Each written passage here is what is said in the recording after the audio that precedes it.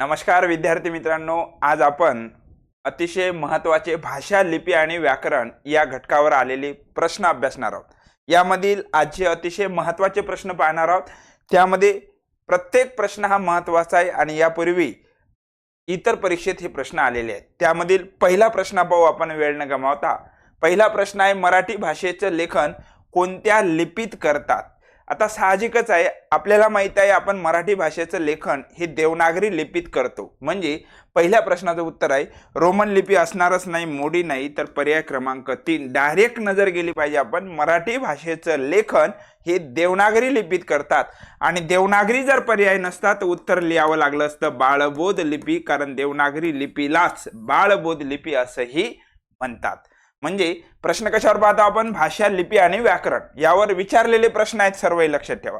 दुसरा प्रश्न आपण या ठिकाणी पाहणार आहोत, भाषा म्हणजे काय? आता भाषा म्हणजे काय, भाषेच्या 2-3 व्याख्या आहेत, पण आता पर्यावून जावं लागते।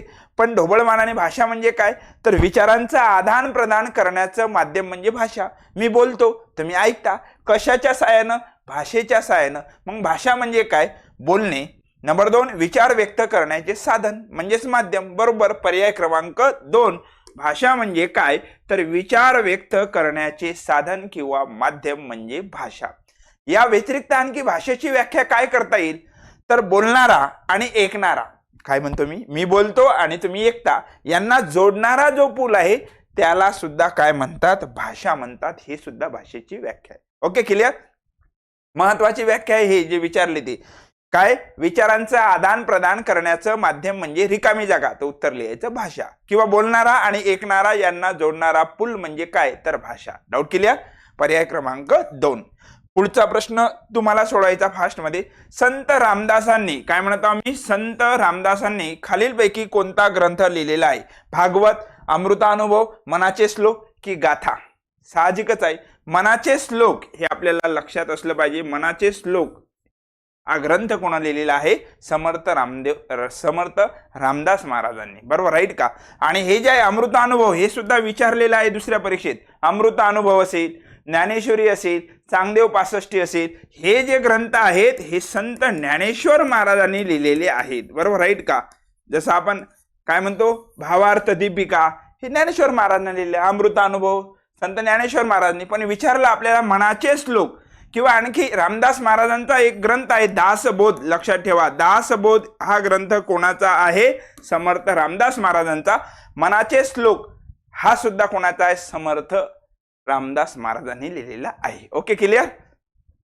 शाबाश। नेक्स्ट, कुसुमाग्रज यांनी लिहिलेला ग्रंथ कोणता? कुसुमाग्रज नाव ऐकलेलं आहे आपण। कुसुमाग्रज म्हणजे कोण रे? फास्ट मध्ये, कुसुमाग्रज म्हणजे विष्णू वामन शिरवाडकर। बरोबर, राईट का? विष्णू वामन शिरवाडकर यांचं टोपण नाव आहे कुसुमाग्रज। कुसुमाग्रज यांनी लिहिलेला ग्रंथ असेल काव्य किंवा नाटक यापैकी कोणतं? वाघबैजंती, विशाखा, झेंडूची फुले, तुतारी?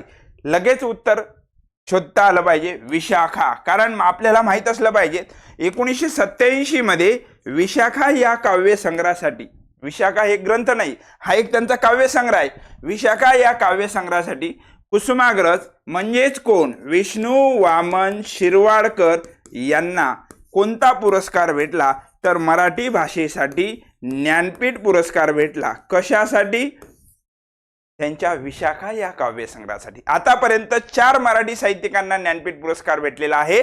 पहिला 1974 वि. स. खांडेकर यांना, दुसरा आताच सांगितला मी विष्णू वामन शिरवाडकर यांना 1987 मध्ये भेटला, तिसरा कोणाला भेटला? 2003 मध्ये भेटलेला आहे विंदा करंदीकर यांना अष्टदर्शनीसाठी भेटला, आणि 2014 मध्ये कोणाला भेटला? भालचंद्र नेमाडे यांना हिंदू जगण्याची समृद्ध अडगळ याच्यासाठी।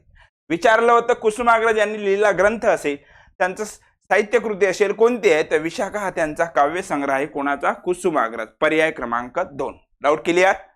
चालायचं पुढे? ओके, चला नेक्स्ट क्वेश्चन सोडवा।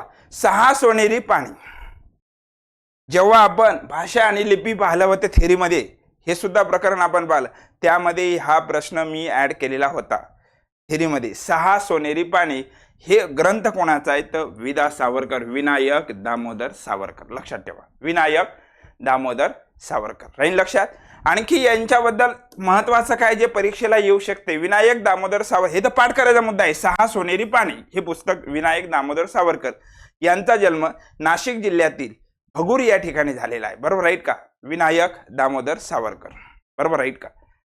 यांनी एक गीत लिहिलेलं आहे, अनादि मी अनंत मी, आणि या गीताला काय छत्रपती संभाजी महाराज राज्य प्रेरणा गीत पुरस्कार भेटलेला आहे. कोणत्या गीताला? अनादि मी अनंत मी. आणि हे गीत कोणाचं आहे? विनायक दामोदर सावरकर. ओके, विदा सावरकर. कोणता ग्रंथ? 6 सोनेरी पाणी. ओके, मित्रमेळा ही संघटना स्थापन केली 1900 मध्ये, आणि नंतर 1904 मध्ये अभिनव भारत. कोण? विनायक दामोदर सावरकर. लक्षात असलं पाहिजे, ते आपला जीएसचा प्रश्न आहे. पण 6 सोनेरी पाणी हा प्रश्न येऊन गेलेला आहे. कोण आहे याचं उत्तर? विनायक दामोदर सावरकर. Okay, clear? पुढचा प्रश्न, पुढे ग्रंथाची नावे दिली आहेत, त्यासमोर लेखकांच्या नावापैकी पर्याय शोधा. म्हणजे शाकुंतल हा ग्रंथ कोणी लिहिलेला आहे? मुकुंदराज. मुकुंदराज आहे का? मुकुंदराजनं कोणता लिहिलेला आहे? आधी मी थेरीमध्ये सांगितलं होतं विवेक सिंधू. मुकुंदराज यांचा विवेक सिंधू हा ग्रंथ आहे, जो की मराठी भाषेतील आद्य ग्रंथ ठरलेला आहे. बरोबर राईट का? कोणता? विवेक सिंधू. बरोबर राईट. त्यानंतर कालिदासानं कोणतं लिहिलेलं आहे? तर शाकुंतल लिहिलेलं आहे. म्हणजे याचा उत्तर काय असलं पाहिजे? तर शाकुंतल हा ग्रंथ कोणी लिहिलेला आहे? कालिदास. याचं उत्तर आहे पर्याय क्रमांक 2. भरत मुनीचं काय आहे? नाट्यशास्त्र आहे. बरोबर राईट. म्हणजे आपल्याला काय विचारलं, काय शाकुंतल हे पुस्तक कोणाचं आहे? तर कालिदासांचं आहे. पर्याय क्रमांक 2. ओके, विवेक सिंधू विचारलं तर कोणाचा? मुकुंदराज. आणि लीळा चरित्र हा ग्रंथ कोणाचा आहे? तर माहीम भट. ओके, पुढचा प्रश्न सोडवायचा. मराठी लिपी कोणत्या प्रकारे लिहिली जाते? मराठी लिपी म्हणजे याचा अर्थ मराठी लिपी आहे का? नाही. मराठी लिपी म्हणजे मराठी भाषेत वापरली जाणारी लिपी कशी लिहिली जाते. आता आपल्याला माहित आहे मराठी भाषेचं लेखन देवनागरी लिपीत करतात. हे जे लिहिलेलं आहे हे लिपीच आहे. मग हे लिपी कोणती आहे? तर हे देवनागरी लिपी आहे. आणि देवनागरी लिपी म्हणजे कशी लिहितात? तर डावीकडून उजवीकडे लिहितात. डावीकडून उजवीकडे. मराठी लिपी कोणत्या प्रकारे लिहितात?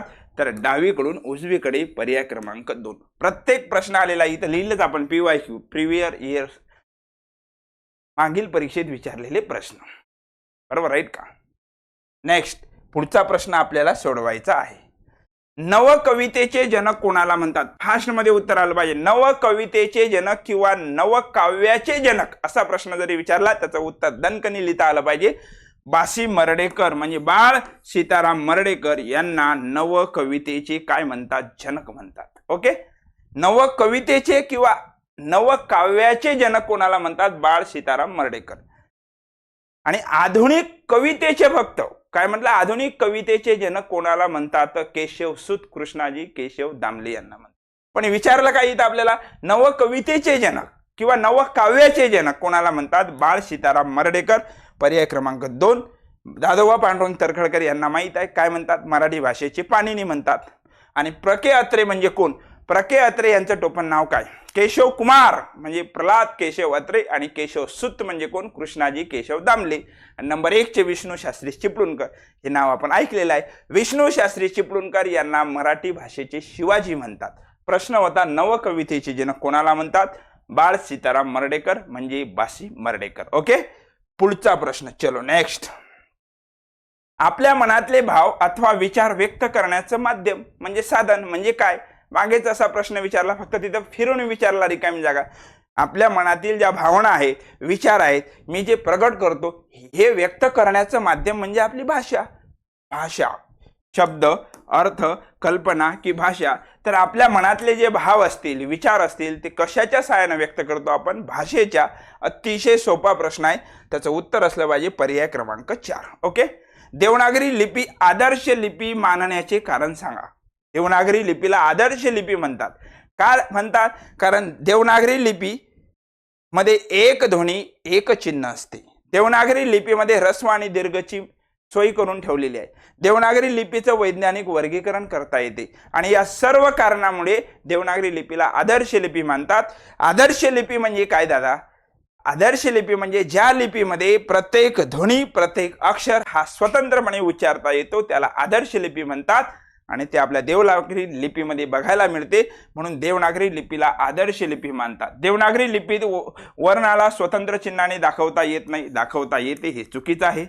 देवनागरी लिपीत उच्चारण्यात येणारा प्रत्येक शब्द ध्वनी स्वतंत्र चिन्हाने दाखविता येतो. शाबाश, पर्याय क्रमांक 2 हेच उत्तर आहे.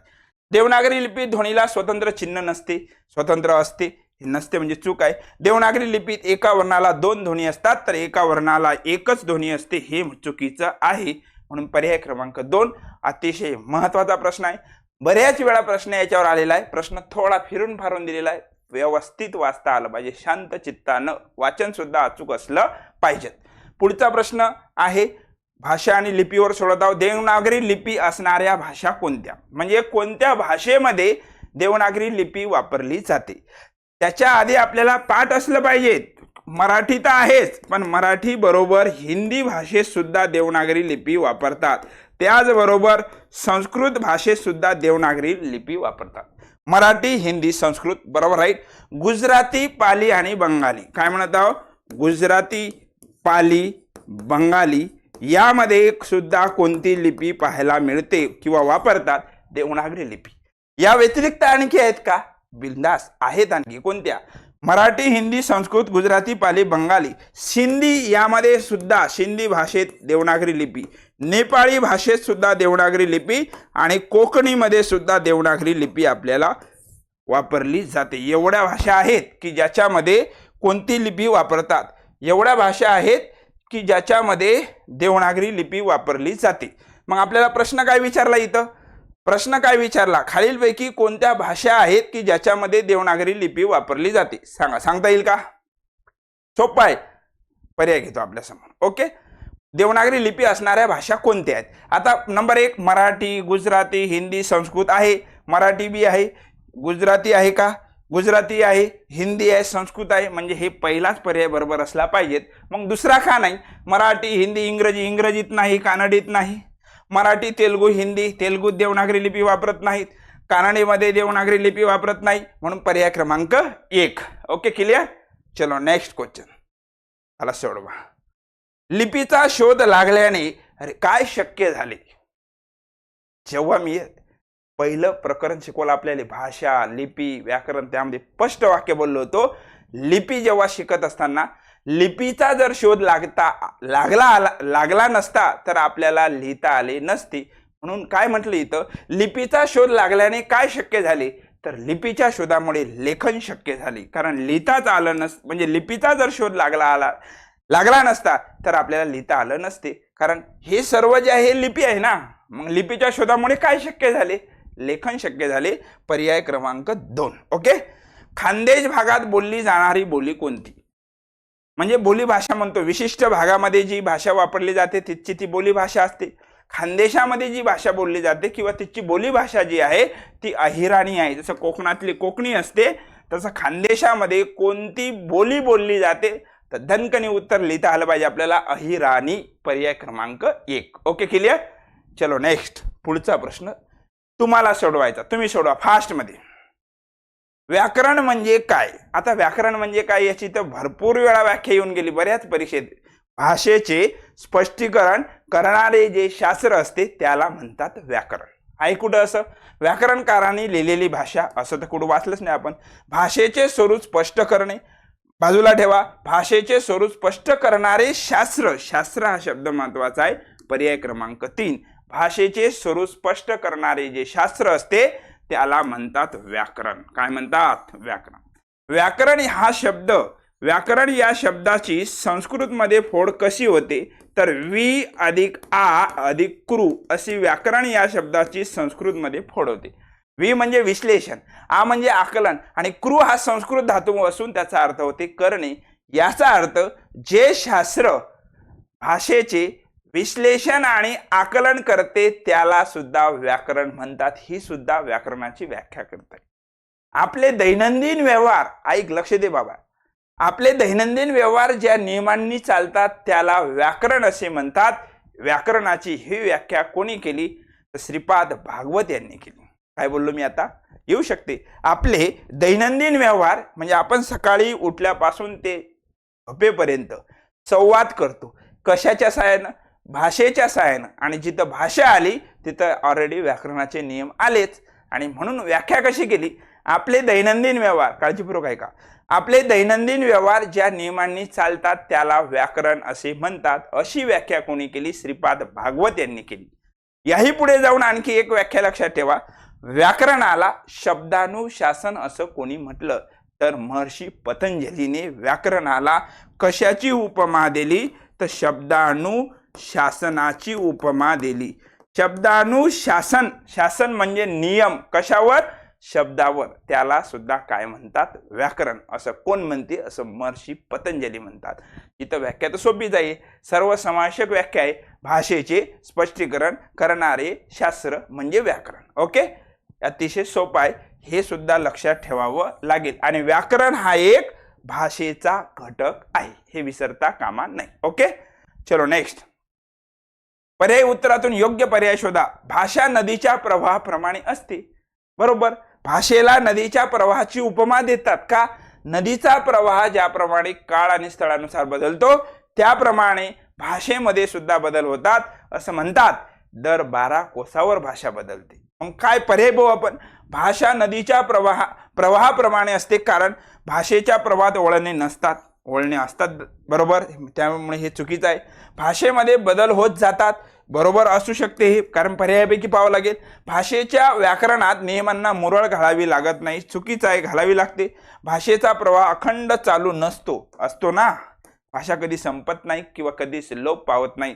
म्हणजे भाषेमध्ये बदल होत जातात, नदीच्या प्रवाहाप्रमाणे बदल होत जातात, म्हणून भाषेला नदीच्या प्रवाहाची उपमा देतात. बरोबर, राईट का?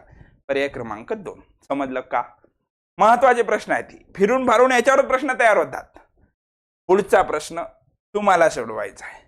खालील विधानातील योग्य उत्तरे शोधा. आपले भाषाविषयक विविध कौशल्यावर सुरू असते. म्हणजे याचा अर्थ ज्या भाषा विकासाच्या पायऱ्या आहेत त्याच्यावर हा प्रश्न विचारलेला आहे. म्हणजे भाषा विकासाच्या पायऱ्या कोणत्या? श्रवण, भाषण, वाचन, लेखन, आकलन, ह्या सर्व भाषा विकासाच्या पायऱ्या आहेत. मग कोणत्या पायऱ्या आहेत? ऐकणे ही भाषा विकासाची पायरी आहे, बोलणे भाषा विकासाची पायरी आहे, वाचणे भाषा विकासाची पायरी आहे, फिरणे ही भाषा विकासाची पायरी नाही. तर पर्यायापैकी काय पाहिजे? सी साइड मध्ये अ ब क असा पर्याय कुठे आहे पहा. बरं, एखाद्याला माहित नसला पर्याय तरी एक तर माहित आहे दादा तुला, भाषा विकासाची पायरी फिरणे नाही. मग फिरणे नाही म्हणजे ड नाही, ड इथं आहे म्हणजे हा पर्याय कटला. फिरणे हे तर नाहीच, हे ड असल्यामुळे नाही. मग उरलं उत्तर काय? अ ब क, ह्या भाषा विकासाच्या पायऱ्या आहेत. ओके, समजलं? पुढचा प्रश्न, प्रत्येक प्रश्न महत्वाचा आहे. चूक की बरोबर सांगा. काय म्हणते पहा. म्हणजे याचा अर्थ असं म्हटलं होतं, कोणते विधान चुकीचे आहे असं म्हणायचं. चुकीचे विधान ओळखा. या चुकीचे विधान ओळखा असा प्रश्न आहे. म्हणजे कोणतं विधान चुकीचं आहे ते सांगायचं. याचा अर्थ 3 बरोबर आहेत, 1 चुकीचं आहे. चुकीचे विधान म्हणजे अयोग्य विधान. नंबर 1 ऑप्शन, मराठी असे मायबोली असे प्रत्येक मराठी भाषिकाने अभिमानाने म्हटले पाहिजेत. काही वादाच नाही, म्हटलंच पाहिजेत. बरोबर आहे. मराठी महाराष्ट्र राज्याची राजभाषा आहे. महाराष्ट्राची राजभाषा कोणती? मराठी. हे विधान सुद्धा बरोबर आहे. हिंदी ही मराठी भाषेची जननी आहे. विद्यार्थी मित्रांनो, आहे का? नाही. तर हिंदी ही मराठी भाषेची जननी नसून मराठी भाषेची जननी कोणती आहे? तर संस्कृत ही भाषा. संस्कृत भाषेला मराठी भाषेची जननी म्हणतात. तर मराठी भाषेचा उगम आणि विकास हा संस्कृत व प्राकृत या भाषेतून झालेला आहे. 2 प्रश्न वेगळे सांगितले. जर प्रश्न विचारला खालीलपैकी कोणत्या भाषेला मराठी भाषेची जननी म्हणतात, तर उत्तर दणकनी लिहून टाका, काय? संस्कृत. पण मराठी भाषेचा उगम आणि विकास हा कोणत्या भाषेतून झाला? तर संस्कृत आणि प्राकृत मधून झालेला आहे. आणि इथे विचारलं काय? हिंदी ही मराठी भाषेची जननी आहे? नाही, विधान चुकीचं आहे. संस्कृत भाषा मराठी भाषेची जननी आहे, म्हणून 3 नंबरचं चुकीचं आहे. आज मराठी भाषेच्या लेखनासाठी देवनागरी लिपीचा वापर करतात. काही वादच नाही, 100% बरोबर आहे. देवनागरी लिपी वापरली जाते. त्यामुळे पर्याय क्रमांक 3 हे चुकीचं विधान आहे. आणि विचारलं होतं चुकीचं कोणतं. ओके, चलो नेक्स्ट क्वेश्चन सांगा. ठराविक क्रमाने आलेल्या अक्षरांच्या समूहातून एक विशिष्ट अर्थ व्यक्त होतो त्याला काय म्हणतात? म्हणजे सरळ सरळ काय म्हणायचं होतं यांना? अक्षरापासून काय तयार होते? कितीतरी वेळा सांगितलं, जेव्हा अनेक अक्षर एकत्र येतात आणि एक मालिका अर्थपूर्ण तयार होतात तेव्हा त्याला काय म्हणतात? शब्द असे म्हणतात. म्हणजे सर्वात लहान काय असते? याच्यापैकी तिघपैकी अक्षर, अक्षरा मिळून काय बनते? शब्द, आणि शब्द मिळून काय बनते? वाक्य बनते. आपण हे भाषेच्या घटकामध्ये शिकलो होतो, बरोबर? अक्षर कसं बनते? व्यंजन अधिक जेव्हा व्यंजनामध्ये जेव्हा एखादा कोणताही स्वर मिसळतो तेव्हा अक्षर तयार होते. जेव्हा अनेक अक्षर आहे, उदाहरणार्थ आता समजा क हे एक अक्षर आहे, अक्षराचा पाय कधीच मोडून लिहित नाही. अक्षर म्हणजे नाश न पावणारा ध्वनी किंवा सांकेतिक चिन्ह, बरोबर? अक्षराचा पाय मोडून लिहित नाही. का लिहित नाही? कारण अक्षरामध्ये ऑलरेडी स्वर मिसळलेला असतो. ओके, मग आता जेव्हा अनेक अक्षर एकत्र येतात एक अर्थपूर्ण मालिका तयार होते. कमळ, बदक, पाणी, हे काय झाले? हे शब्द झाले. आणि तेच विचारले इथं, ठराविक क्रमाने आलेल्या अक्षरांच्या समूहातून एक विशिष्ट अर्थ व्यक्त होतो, त्याला काय म्हणतात? तर त्याला शब्द असे म्हणतात. आणि वाक्य म्हणजे काय? जेव्हा अनेक शब्द एकत्र येऊन जो एक अर्थपूर्ण विचार तयार होतो त्याला वाक्य असे म्हणतात. वाक्य म्हणजे पूर्ण अर्थाचे बोलणे, किंवा वाक्य म्हणजे काय? तर शब्दांची क्रमबद्ध व अर्थपूर्ण मांडणी म्हणजे वाक्य. Doubt clear? चलो नेक्स्ट प्रश्न अतिशय सोपा आहे, याच्यावर कितीतरी प्रश्न तयार करता येईल. मराठी भाषा लेखनासाठी कोणत्या लिपीचा वापर करतात? मगाशीच आपण बोललो मराठी भाषेच्या लेखनासाठी देवनागरी लिपीचा वापर करतात, आणि या देवनागरी लिपीलाच बाळबोध लिपी असंही म्हणतात. अतिशय सोपा प्रश्न आहे. मराठी भाषेच्या लेखनासाठी कोणती लिपी वापरतात? देवनागरी लिपी वापरतात. देवनागरी लिपीचा शोध कोणी लावला? तर देवनागरी लिपीचा शोध आर्य लोकांनी लावला. आर्य हे स्वतःला देव मानत आणि ते नगरात राहत, म्हणून आर्यांनी जी लिपी शोधली त्याला नाव दिलं देवनागरी लिपी. आणि देवनागरी लिपीचं दुसरं नाव काय? बाळबोध लिपी. ओके, विचार, भावना, अनुभव, कल्पना व्यक्त करण्याचं साधन म्हणजे काय? मगाशीच प्रश्न आलता, फक्त थोडा प्रश्न फिरवला. विचार असतील, भावना असतील, व्यक्त करण्याचं माध्यम काय आहे? भाषाच आहे. पर्याय क्रमांक 2. काय सांगत आहो मी? विचार, भावना, अनुभव, कल्पना व्यक्त करण्याचं माध्यम काय असते? तर भाषा. लिपी, संवाद, हातवारे शक्य आहे का? नाही. तर पर्याय क्रमांक 2 भाषा हे या प्रश्नाचं उत्तर आहे. ओके, चलो नेक्स्ट क्वेश्चन. तुम्हाला सोडवायचा प्रश्न दिसला की डायरेक्ट उत्तराला पाहिजे, दणकणी नजर आपली उत्तरावर गेली पाहिजे. ओके, सांगा मराठी भाषा गौरव दिन. मराठी भाषा गौरव दिन म्हणून कोणता दिवस साजरा करतात? तर 27 फेब्रुवारी याचं उत्तर आहे. 27 फेब्रुवारीला कोणाचा जन्म झालेला आहे? तर विष्णू वामन शिरवाळकर म्हणजे कोण? कुसुमाग्रज यांचा जन्मदिन 27 फेब्रुवारी महाराष्ट्र शासन मराठी भाषा गौरव दिन म्हणून साजरा करते. 27 फेब्रुवारी हा जागतिक मराठी भाषा दिन तर आहेच. 27 फेब्रुवारी हा जागतिक मराठी भाषा दिन आहेत, नो डाऊट. पण मराठी भाषा गौरव दिन सुद्धा साजरा केला जातो 27 फेब्रुवारी. कुसुमाग्रज म्हणजे विष्णू वामन शिरवाळकर यांचा त्या दिवशी जन्म झालेला आहे. Okay, clear? डाऊट क्लिअर का? ओके, चलो नेक्स्ट क्वेश्चन. भाषाविषयक कौशल्याच्या साधारणपणे किती पायऱ्या आहेत? प्रश्न आलेला आहे, PYQ आहे ते. भाषा विकासाच्या एकूण पायऱ्या किती? तर उत्तर त्याचं 5च लिहायचं. भाषा विकासाच्या एकूण पायऱ्या किती? तर पायऱ्या 5 आहेत. आणखी याला पर्यायी प्रश्न कसा विचारला जाऊ शकते? भाषिक कौशल्य किती? काय म्हणत आहो मी? भाषिक कौशल्य किती? त्याचं उत्तर सुद्धा किती येईल? भाषिक कौशल्य म्हणजे भाषा विकासाच्या पायऱ्या, किंवा आणखी त्याला काय म्हणतात? भाषिक क्षमता किती? भाषिक क्षमता किती? तर भाषिक क्षमता, भाषिक कौशल्य, भाषा विकासाच्या पायऱ्या या सर्वाचं उत्तर किंवा अर्थ एकच होते, म्हणजे त्याचं उत्तर किती असलं पाहिजे? 5. ओके, श्रवण, भाषण, वाचन, लेखन, आकलन. आकलन ऐवजी कुठे कुठे संभाषणचा सुद्धा उल्लेख केलेला आहे, नो डाऊट. अतिशय उत्तर बरोबर आहे तेच. भाषा विकासाच्या पायऱ्या किती? 5. भाषिक क्षमता किती? 5. आणि भाषिक कौशल्य किती? 5. या सर्वाचा अर्थ एकच होते. ओके, पुढचा प्रश्न फास्ट मध्ये आला पाहिजे उत्तर. देवनागरी लिपी लिहिण्याची बरोबर पद्धत कोणती? मगाशीच आपण बोललो देवनागरी लिपी लिहिण्याची अचूक पद्धत कोणती आहे? डावीकडून उजवीकडे असं लिहितो ना आपण, हे लिहितो हे आहे डावीकडून उजवीकडे. देवनागरी लिपी उजवीकडून डावीकडे लिहित नाही तर डावीकडून उजवीकडे. देवनागरी लिपी अक्षरे मोडून लिहिली जातात नाही. लिहिण्याची पद्धत विचारली. देवनागरी लिपी ही डावीकडून उजवीकडे लिहिली जाते. पर्याय क्रमांक 3. प्रश्न काय विचारला होता आपल्याला?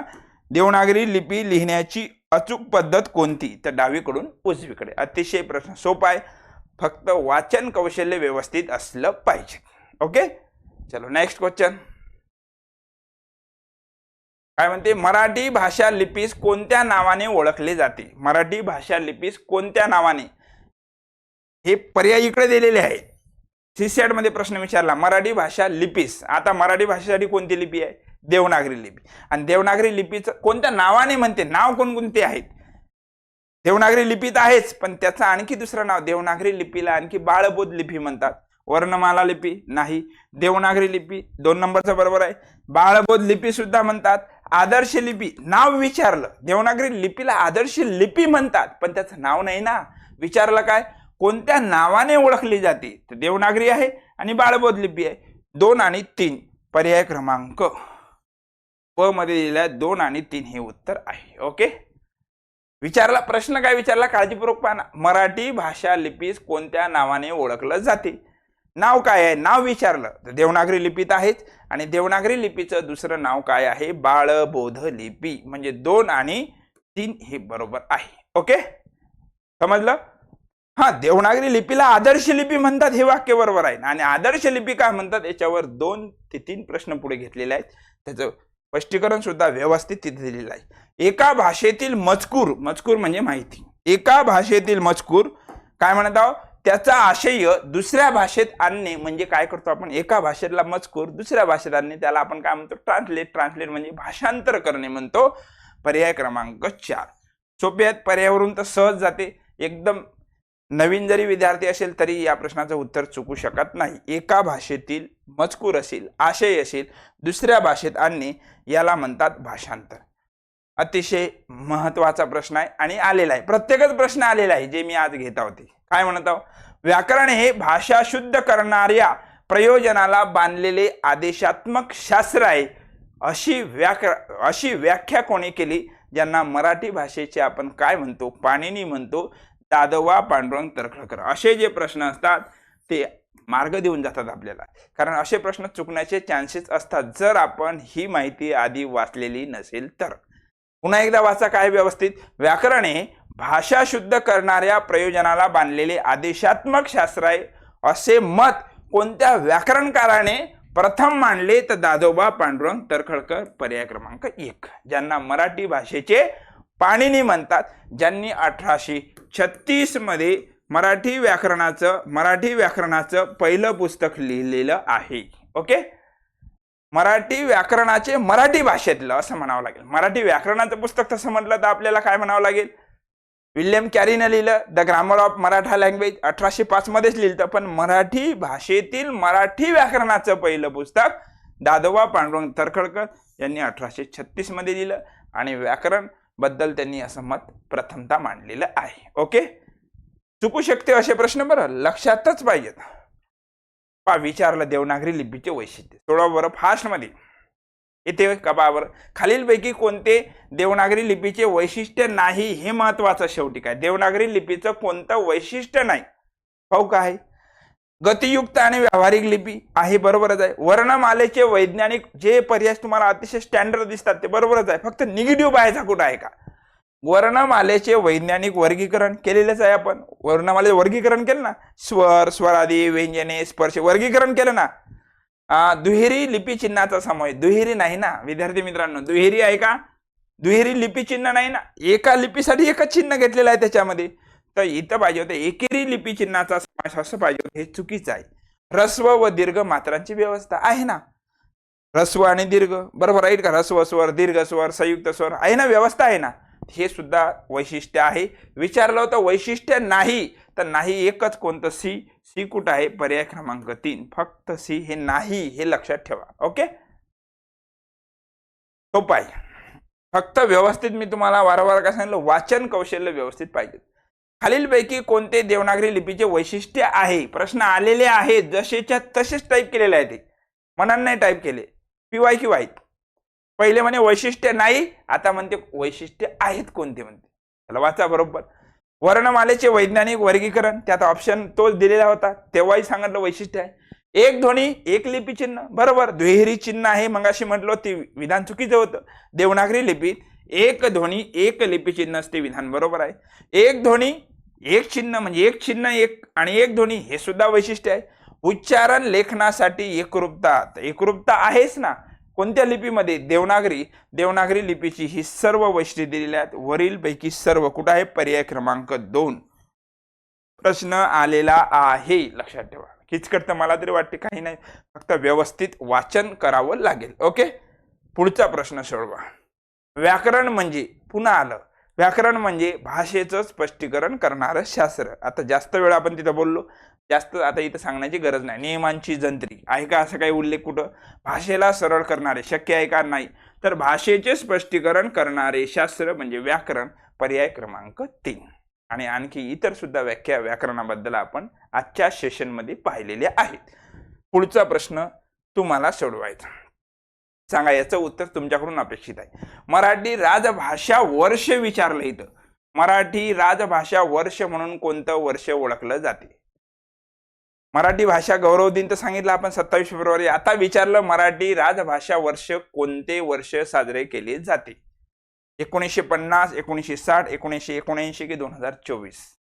तर मराठी राजभाषा वर्ष म्हणून कोणतं? ते 1979 हे वर्ष म्हणून साजरं केलं जाते. राजभाषा, सध्या राजभाषा म्हणजे राज्याच्या व्यवहाराच्या भाषा. सध्या एकूण राजभाषा किती आहेत? भारतीय संविधानाच्या 8व्या परिशिष्टामध्ये 22 राजभाषा आहेत. आणि राजभाषा वर्ष म्हणून कोणतं वर्ष? तर 1979 हे म्हणून साजरं केलं जाते. लक्षातच ठेवावं लागेल. विद्यार्थी मित्रांनो, भाषा, लिपी आणि व्याकरणावर हे आलेले प्रश्न होते आणि प्रत्येक प्रश्न हा अतिशय महत्वाचा आहे.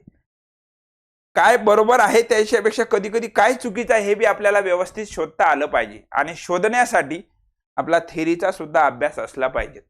जेव्हा आपण तुम्हाला पहिलं जसं प्रकरणावर आपण 2 लेक्चर घेतले होते, भाग 1 भाषा, लिपी आणि व्याकरण भाग 1 आणि भाग 2 घेतले, आणि ते जर तुम्ही ऐकले व्यवस्थित तर हे प्रत्येक प्रश्न तुमचा सॉल्व होते. चुकून एखादा बाय मिस्टेक चुकू शकते, नाही तर चुकत नाही. असं प्रत्येक प्रकरणावर जर तुम्ही सविस्तर पहिले थेरीचा अभ्यास केला आणि नंतर आलेले जर PYQ पाहिले तर 100% तुम्हाला मराठी विषय आउट ऑफ मार्क्स देते आणि वेळेची सुद्धा बचत करते. बरोबर आहे? अपेक्षा करतो समजलं असेल. पुन्हा भेटू पुढच्या सेशनमध्ये. धन्यवाद.